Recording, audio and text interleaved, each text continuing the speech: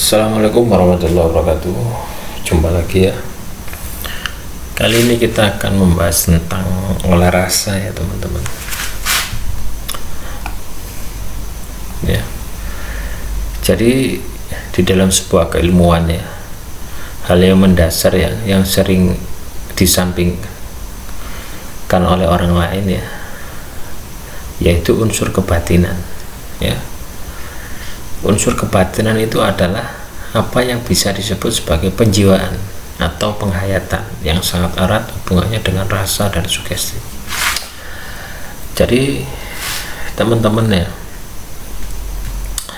pada saat kita menjalani laku ya, laku wirid, laku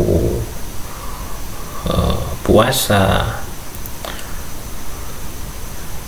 laku apapun itu ya, segala aktivitas kita, kalau kita itu menggunakan rasa, itu hasilnya akan berbeda teman-teman.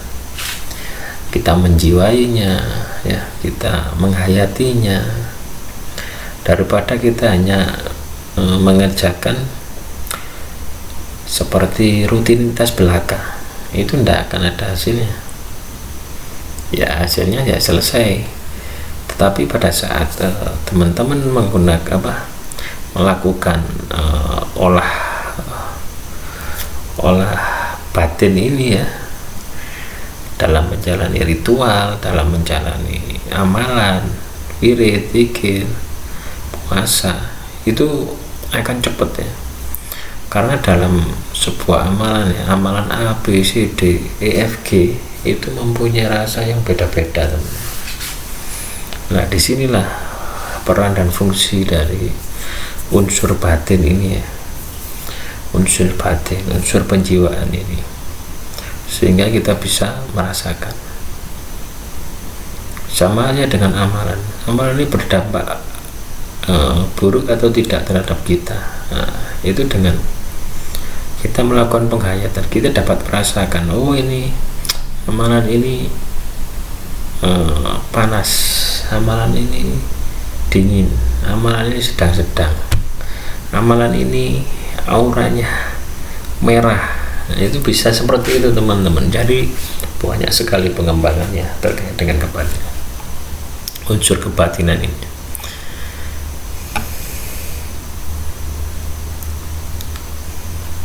ya. Jadi teman-teman ya, kalau teman-teman menjalani laku ya, laku yang bersifat kebatinan ya, sifat kebatinan ini ya berdoa ya, terus puasa, ibadah-ibadah yang lain semacam sholat, meditasi, seperti itu. Teman-teman harus tahu ya, tujuannya itu harus tahu, tujuan dari Anda melakukan itu apa. Itulah yang Anda harus tahu.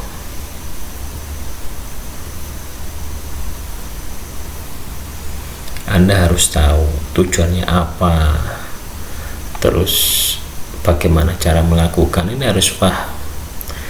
Dan apabila Anda gagal ya dalam melakukan laku tersebut ya, itu kemungkinan besar ya karena Anda belum menghayati ya, belum tahu tujuan dari laku tersebut, belum memahami istilahnya relnya ini terlepas, jadi nggak bisa lurus, katakanlah seperti itu, masih ke kanan, masih ke kiri, karena Anda tidak memahami tujuan dari laku Anda. Makanya kalau Anda sudah belajar olah rasa dulu ya, olah rasa ini kita asah dulu, baru mengamalkan amalan, itu akan cepat teman. Itu akan cepat. Dulu saya seperti itu juga, saya amalan dulu, olah rasa terakhir, akhirnya ya masuk ilmu itu masuk, tapi lama. Tapi pada saat Anda paham olah rasa, setiap Anda melakukan amalan, laku tirakat, laku batin, itu cepat sekali Anda akan merasakan Nah, itu bedanya di situ. Anda mau yang lama atau mau yang cepat, ya itu terserah Anda. Kalau Anda kepingin seperti saya ya, lama dulu baru merasakan, ya enggak apa-apa ya. Namanya juga proses. Saya bisa bilang seperti ini karena saya sudah mengalami gitu loh. Bukan berarti saya lebih pintar, enggak. Saya lebih tahu dulu daripada teman-teman. Intinya di situ. Kita sama-sama belajar ya. Jadi pengetahuan ini saya share kepada teman-teman supaya teman-teman tidak mengikuti jejak saya di mana saya harus berproses dulu ya. Nah, amalan ini, amalan itu, amalan itu. Tetapi saya tidak bisa merasakan amalan ini, amalan itu. Beda lagi kalau kita punya pondasi dulu oleh rasa, kita mengamalkan berapa amalan apapun, kita akan merasakan. Seperti itu. Dan kita ya, jika kita bisa menghayati laku ya dari sebuah amalan atau doa atau wirid atau puasa atau sebagainya atau meditasi ya, kita akan menemukan sebuah rasa teman-teman ya, sebuah rasa ini rasanya dari mana? Dari energi, dari vibrasi energi yang kita latih itu antara ilmu 1, ilmu 2, amalan 1, amalan 2, amalan 3 itu mempunyai rasa yang berbeda-beda teman-teman. Nah, tujuannya di sini ya. Jadi pada saat teman-teman mengamalkan katakanlah amalan mahabbah ya, kalau teman-teman menghayati amalan itu, teman-teman tidak hanya mengasah amalan mahabbah ya, istilahnya tujuan teman-teman mahabbah, tetapi secara tidak langsung teman-teman juga mengasah mata batin teman-teman, intuisi teman-teman. Kalau teman-teman menghayati dengan rasa, teman-teman akan merasakan energi teman-teman.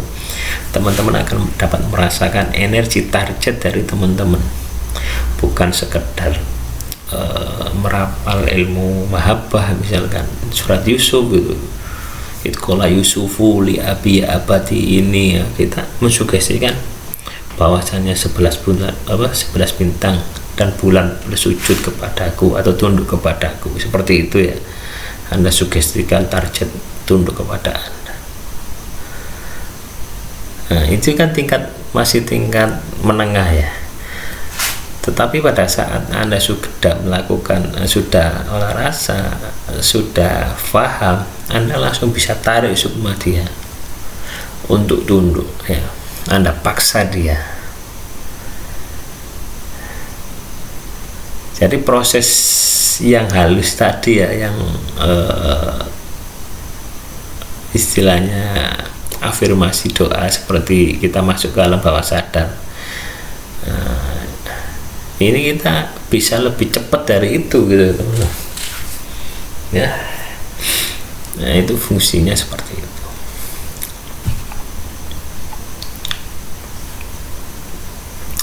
Kekuatan rasa ya semakin didalami dan matang ya, jika bisa dilakukan dalam kehidupan sehari-hari teman-teman ya. Jadi dalam segala aktivitas kita latih teman-teman ya, kita latih, kita makan pun kita latih, kita makan ya, makanan kita serap energi dari makanan, nasi, ayam, sayur kita serap, kita belajar seperti itu. Jadi setiap hari itu kita latihan,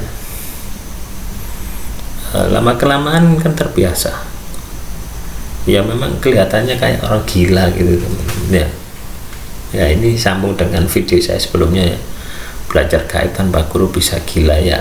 Hal-hal semacam ini memang kelihatan enggak masuk nalar, enggak masuk logika, tetapi bisa dibuktikan. Kalau Anda kekuatan teman-teman, kekuatan rasa Anda sudah tinggi ya,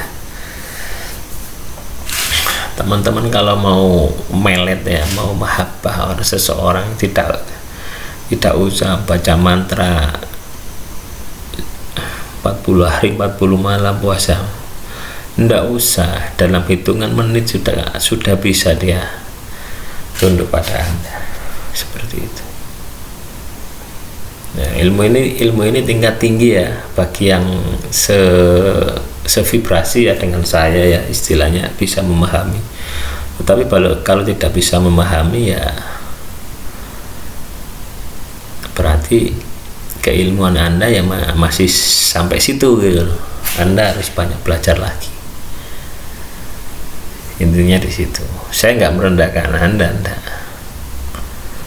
Tapi pada saat apa yang saya sampaikan ini bisa Anda pahami, Anda cerna, Anda bisa buktikan benar tidak gitu. Terus evaluasi yang salah, statement saya, pembahasan saya, atau cara laku Anda. Nah, intinya di situ.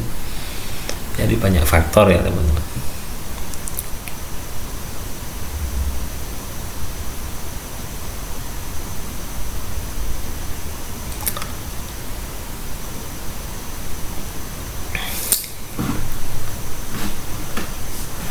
Jadi penghayatan olah rasa, olah sugesti adalah dasar ilmu kebatinan dan spiritual yang harus lebih dahulu dikuasai oleh para pelakunya sebelum menapak ke tingkatan yang lebih tinggi ya.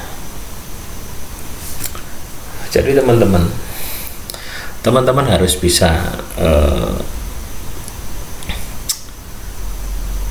memahami ini, penghayatan ini, olah rasa ini, olah sugesti, dasar ilmu kebatinan dan spiritual.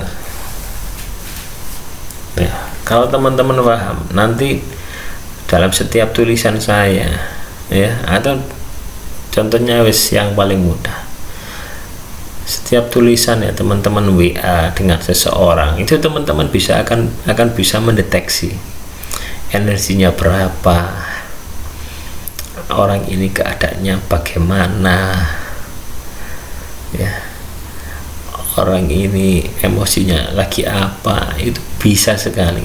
Dari situlah teman-teman bisa, misalkan ya, teman-teman chat ya dengan cewek lah katakanlah, atau yang cowok dengan cowok gitu. Dari bahasa chat itu bisa kita deteksi ya teman-teman. Dari bahasa tulisan ini bisa deteksi anak ini kondisinya saat ini seperti apa, itu bisa terdeteksi. Nah, itulah energi ya. Kalau kita sudah belajar olah rasa, olah sugesti,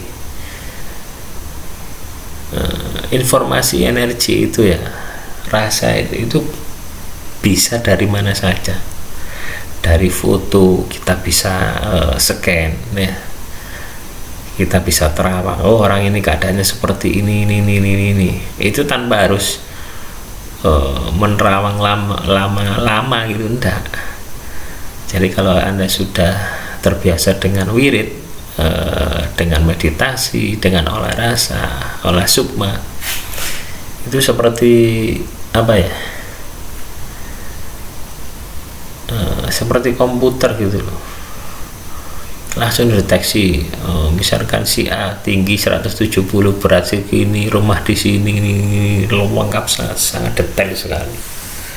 Itulah kecanggihan Allah Subhanahu wa Ta'ala ya. Ya, lebih canggih dari komputer teman-teman.